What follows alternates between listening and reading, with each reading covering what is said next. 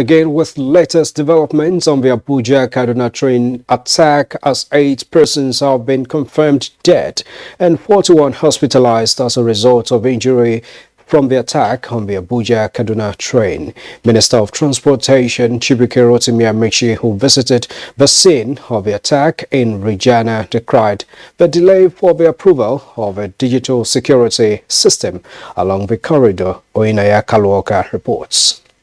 Bullet holes shattered windows and doors at the locomotive and the 11 coaches of the train attacked. Shells from the explosion and property of the passengers littered everywhere. 2 trains actually derailed yesterday night. This one behind me was the one that was attacked and the coaches derailed, but the locomotive is still intact.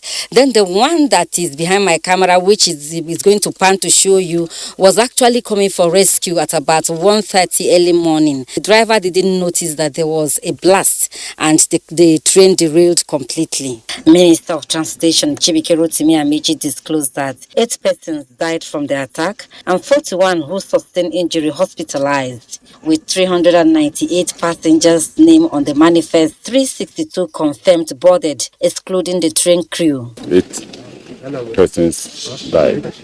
All trying to make contact with those who are on the manifest.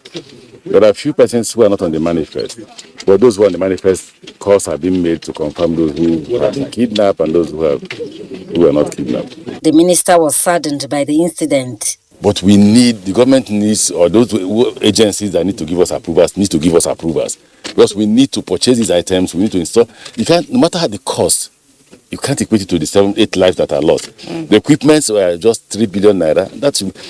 We're about to also place one order for the one in Lagos.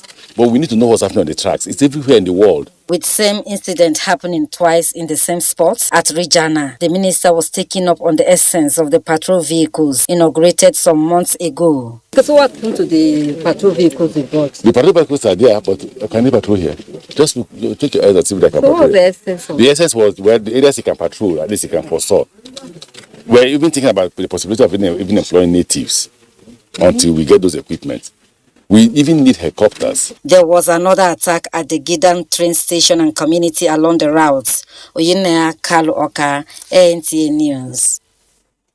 Thanks a lot, Oyinaya. Now, meanwhile, President Muhammadu Buhari has directed the immediate conclusion of all of the processes for the implementation of the integrated security surveillance and monitoring solution for all the active railway lines in the country. This was during an emergency meeting with the nation's security chiefs of facts and counter strategy. State House correspondent Adamu Sambo reports. At the emergency meeting were all the service chiefs led by the Chief of Defense Staff, Inspector General of Police, Director General, Department of State Services, and other critical stakeholders. The security chiefs are here after visiting the scene of the incident on a fact-finding mission.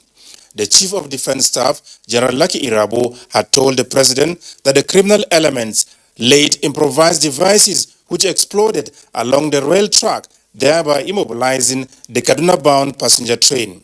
And 7 Nigerians were killed, 29 others were wounded, and some have been abducted. We are yet to establish the exact number.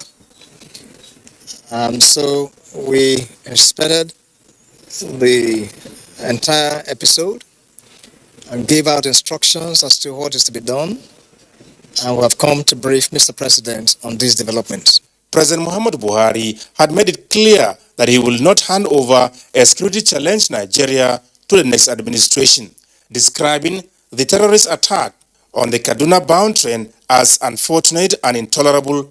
The President directed the nation's armed forces and other security services to at all times remain alive to their responsibilities. We believe that the lessons out of this is what we need to build upon going forward. I can reassure the nation that based on Mr. President's directive, that we will take every action necessary, so not just to apprehend those who are behind this dastardly act, but for them to also face justice. Going forward, certainly there will be a greater security for the nation, and I'd like to urge everyone to go about their normal duties. This is the first time a passenger train will be attacked by terrorists along the Abuja-Kaduna rail line. From the State House, Adamu Sambo, NTA News. Now, in reaction to the latest attack on the Abuja-Kaduna bound train, the Senate has urged the Nigerian army in efforts to carry out a sustained bombardment of terrorist enclave in and around Kaduna State to restore peace and security. Let's get more details from National Assembly correspondent Ignatius Nkwo. Tuesday morning was sober. This is as senators were worried at the news of the terrorist attack on the Abuja-Kaduna bound train, which left some passengers dead and others wounded. It was the only motion of urgent public importance raised by Senator Obasani, which urged the federal government to declare full-scale war against the terrorists. Effective gathering of intelligence and sustained security operations at the local level will make life uncomfortable for terrorists. Having live chats with people that were caught in the unfortunate incident, and it was really, really scary. And deep being proactive actions were taken when that thing happened, when the attack happened in NDE. At least they will have deployed radar and other instruments. I urge our people to remain vigilant and report any suspicious movements to security operatives. Senate observed a minute silence in honor of those who lost their lives in these attacks. And at the House of Representatives, the coordinated attacks on the Kaduna-bound train and at the international airport in Kaduna were strongly condemned, and a resolution was passed to invite security chiefs for an emergency meeting. There should be an inquiry into the security infrastructure by the aviation. All hands will be on deck with a view to tackling this problem of incessant security violations. The agency to be invited, National Security Advisor, Chief of Defense, Chief of Army Staff, Chief of Air Staff, DGSSS, IG Police, Aviation Minister, DG NCCA, MD FAN, MD NAMA, GM Railway Corporation, Minister for Transport. Some of the members urged the federal government to declare state of emergency on security in parts of the country. From the National Assembly, Ignatius Nkwo, NTA News. Still on the insecurity issues, federal government is taking more proactive security measures to secure the country from non-state actors threatening the survival of Nigeria as an indivisible entity. Vice President Professor Yemi Osinbajo service in Kaduna while on sympathy visit to victims of the train attack. Umar Ajingi reports. The Vice President Yemi Osinbajo was in Kaduna less than 24 hours after the train attack, while commiserating with victims at Fort 4 Army Reference Hospital, as well as St. Gerard Catholic Hospital, Kaduna. The Vice President said the federal government is all out to deal with the merchants of conflict. He said the dark days are over and enough is enough, as government will no longer be taken for granted. We must continue to provide the kind of security and surveillance that is required on the rail tracks. And that, of course, is something that we are very actively doing to ensure that we have a comprehensive plan for protecting rail tracks and protecting all of our transport assets everywhere. We've been around to see some of the victims of this very tragic incident, but and many of them, of course, are recovering very well. And we're very happy to see that the state government has taken on the responsibility of medical assistance to them and ensuring that they are comfortable and that they are well. The Vice President called for support and cooperation among Nigerians in defeating the enemies. Governor Nasir Ahmed El-Rufai, who accompanied his guests, described the attack as callous and barbaric. In Kaduna, Umar Ajingi, NTA News. And away from the Kaduna train attack, the National Security Advisor, Major General Babagana Mungunu, has advised security agencies in Africa to upscale their efforts in counter-insurgency and transborder crimes if the continent must stop the rise in cases of military coups. He gave the advice in Accra, Ghana, at a lecture at the Ghana Armed Forces Command and Staff College titled The State of Security in West Africa, Curbing the Spread of Terrorism and Preventing Coup Contagion to members of the armed forces and students. He underscored the importance of countering terrorism and violent extremism, transnational organized crime, climate change, cyber threats, porous borders, and sea piracy in the Gulf of Guinea. The National Security Advisor, who met the top rank of the Ghanaian military, conveyed the appreciation of President Muhammadu Buhari to the Ghanaian Minister of National Security for his visit to Nigeria in October 2021. This is the news at 10 on NTA News 24. We have more stories ahead, and when we return from this break. On Constitution amendments, attention shift to state houses of assembly. Details presently.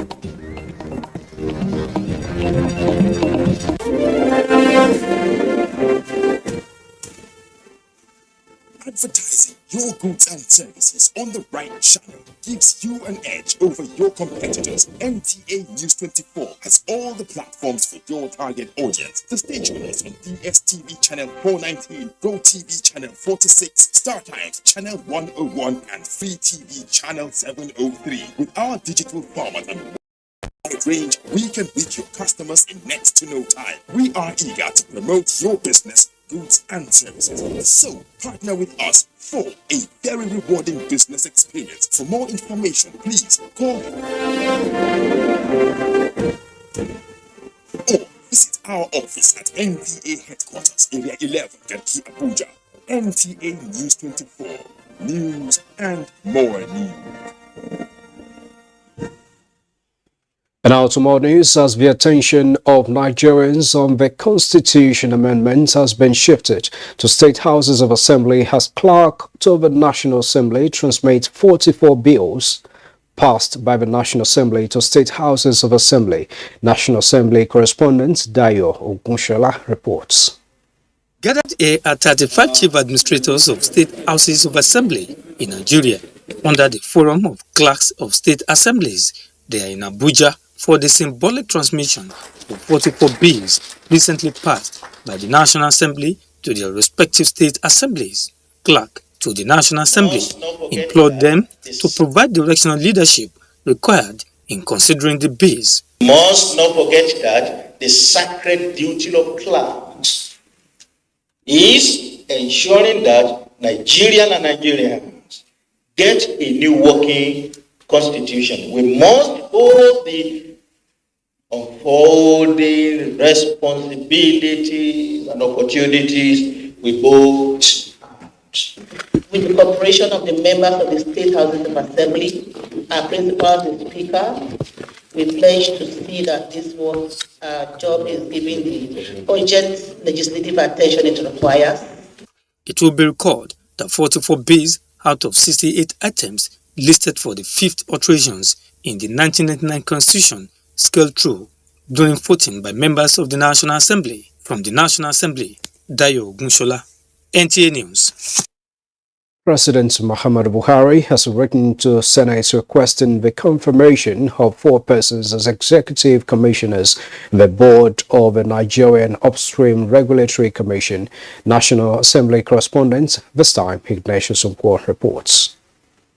President of the Senate Ahmed Lawan read the executive communication seeking Senate's approval of Nuhu Habib, Kelechi Ofebu, Captain Tonlaha Roland John, and Jide Adiola. It is my hope that the Senate will consider and confirm the nominees in the usual expeditious manner. Senate thereafter passed for second reading the bill that seeks to create and develop an enabling environment for technology-enabled startups in Nigeria, sponsored by Senator Yahaya Abdullahi, and the Federal University of Technology Ikora Abasi Akwa Ibom State Establishment Bill by Senator Albert Basi Aban. Startups are increasingly playing a critical role in the world's socio-economic development through development of innovation and aiding the optimization of current economic sectors. I want to urge the federal government to set up a venture capital company. Venture capital projects usually entails high risks, but also have high returns. A State College of Science and Technology Assessment Bill was recently passed into law by the State Government House of Assembly, setting the pace for the establishment of a Federal University of Technology to support and complement the college. Meanwhile, the Nigerian National Petroleum Company Limited, at an interactive session with the Senate Joint Committee on Petroleum Resources, informed the committee that normalcy is returning to filling stations across the country and that the rehabilitation of the Port Harcourt refinery is on course. The fuel that we received in the first week of January up to 23rd of January, when we discovered it, contained methanol. Methanol is a regular additive to PMS. Let me clarify, it was not adulteration. This is the first time that you have a chief executive who will lay the facts as they are. It's an enormous challenge and responsibility, taking into consideration the challenges we're having.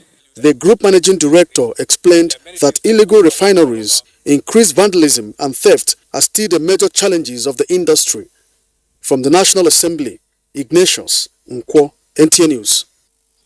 The federal government is reassuring Nigerians of its irrevocable commitment to the rule of law, transparency, accountability, and prudent management of a nation's collective resources for enhanced socio-economic development. President Muhammadu Buhari, who stated these are the opening of a second national tax dialogue, pledged necessary support for viable initiatives aimed at repositioning the tax system for maximum efficiency. State House correspondent Adamu Sambo reports. The National Tax Dialogue, with the theme Tax Harmonization for Enhanced Revenue Generation, is designed to engage critical stakeholders in the nation's tax space towards getting insights and wisdom on how best to improve Nigeria's revenue receipts for sustainable growth and economic prosperity. Our tax system can do much more provided policies, laws, administrative processes, and practices are harmonized to function as one. The revenue profile of the country in 2021 has clearly shown that our continued survival as a nation depends on tax revenue. That the Federal Inland Revenue Service achieved 100% collection target last year and surpassed 6 trillion naira revenue threshold for the first time is a testament to the success of the first edition of the National Tax Dialogue, and indeed a foundation on which subsequent editions would be judged. For one agent to work very hard and generate over 40% of the entire monetary requirement of our bare nation, to me, this achievement is underreported. I repeat, very grossly underreported. I'd like to thank Mr. President for all the support that he has given to the FIRS towards ensuring that we're able to have enough to run the economy and fend for our people. It is up to all of us to rework the national economy in a way that guarantees improved productivity, sustained growth, and prosperity for the good of the population. This precisely is why we are here today. President Muhammadu Buhari expressed the belief that taxation is a sovereign tool for perpetuating an organized society, peace, development, and growth, saying, however, that there is limited space for government to impose new taxes. As such, Nigeria must operate efficient tax administration in order to fully unlock our revenue potentials. The government must succeed at securing a buoyant domestic revenue base for the country. That is one way of bequeathing enduring economic foundation, political stability, and social harmony to the next generation. And to avoid taxpayers being burdened with multiple tax compliance obligations towards different agencies of government, the President made it clear that the Federal Inland Revenue Service is the sole authority to administer tax for the federal government, saying multiplicity of tax administration creates uncertainty, instability, and inefficiency. It is my expectation that the discussions at this 2022 National Tax Dialogue will be focused on what we must do to maximize legitimate revenue collection and massively improve the tax to GDP ratio. We all know that good intentions are not enough, as they simply cannot pay for infrastructure, security, or social amenities. We must therefore improve tax revenue without necessarily raising new taxes. Revenue from commodities, including crude oil, are too volatile and unreliable. During the event, top 20 Nigerian taxpayers were recognized and appreciated by President Muhammadu Buhari for their contributions to the development of Nigeria's economy. In Abuja, Adamu Sambu, NTA News. A step away from Nigeria, Plateau State's Governor Simon Bakola Long is among the Nigerian governors attending the 2022 Annual Investment Summit, AIM 2022, holding at the Dubai Exhibition Center, United Arab Emirates. The summit focuses on investment in sustainable innovation for a thriving future. Speakers of the event, including President of Tanzania, Vice President of Colombia, UNECA President, and others, spoke about creating investment opportunities in technology, energy, mining, environment, education, agriculture, tourism, and hospitality, among others, targeting the vulnerable and women. Governor Lalong and his colleagues from Nigeria visited the exhibition stands where already various states, including Plateau, have started displaying some of their products and opportunities for investors. Governor present at the opening ceremony visited the booths where Plateau State received commendation for the level of display and packaging of the information for prospective investors in key areas of comparative advantage in the country.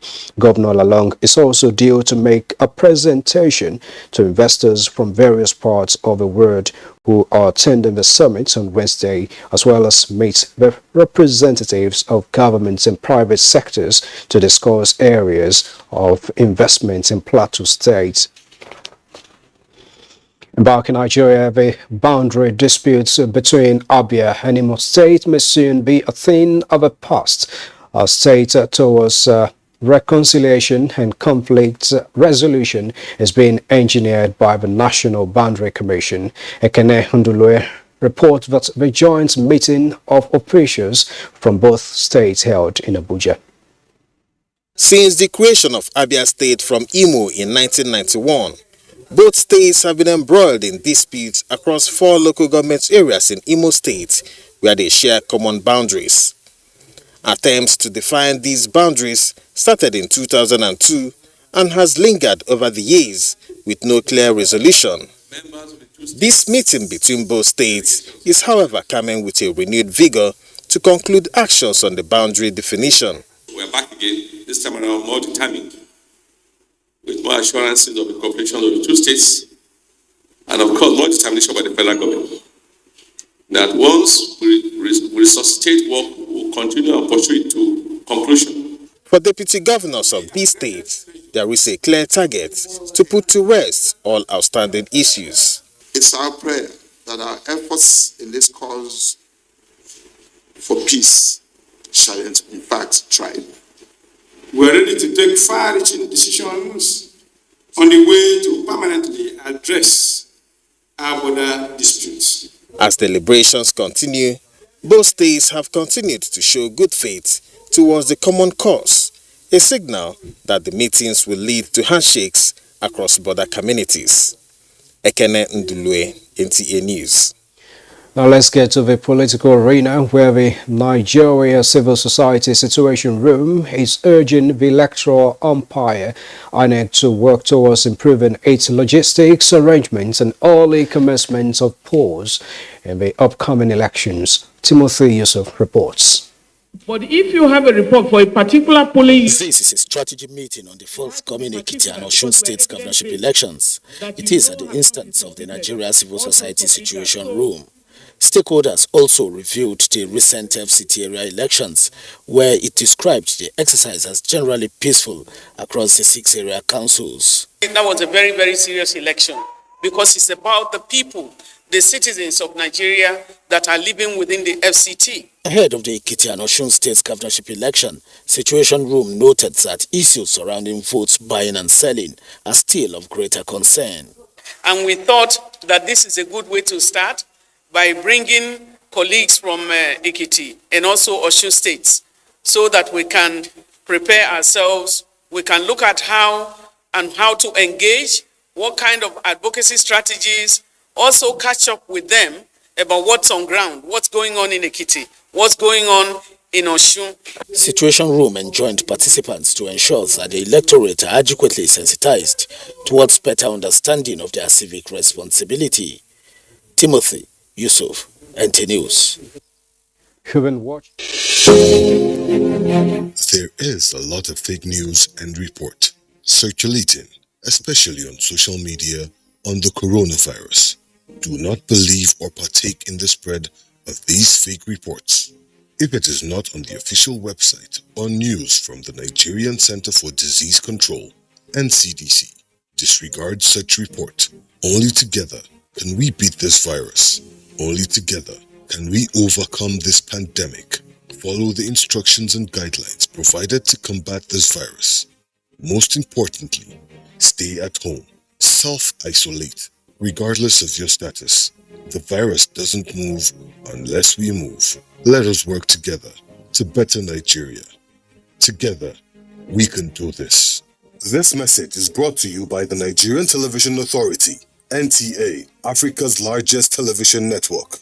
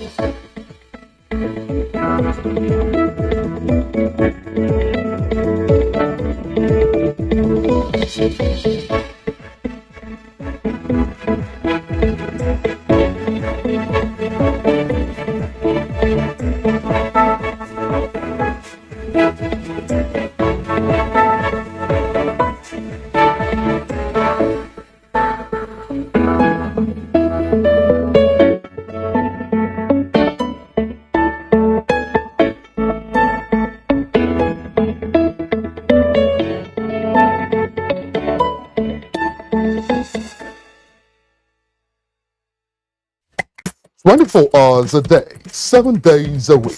You can watch NTA International live on your TV, computer, iPad, tablet and phone. Log on to visiontv.co.uk and click on Entertainment, then NTAI. You can also download the iOS or Android app on your mobile devices to watch NTA International on the go, anywhere in the world. NTA International. Your window to the world.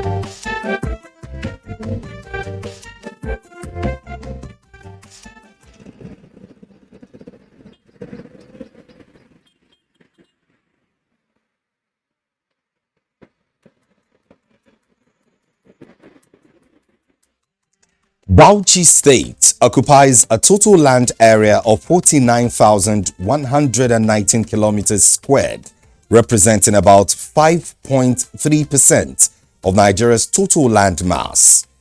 It is located between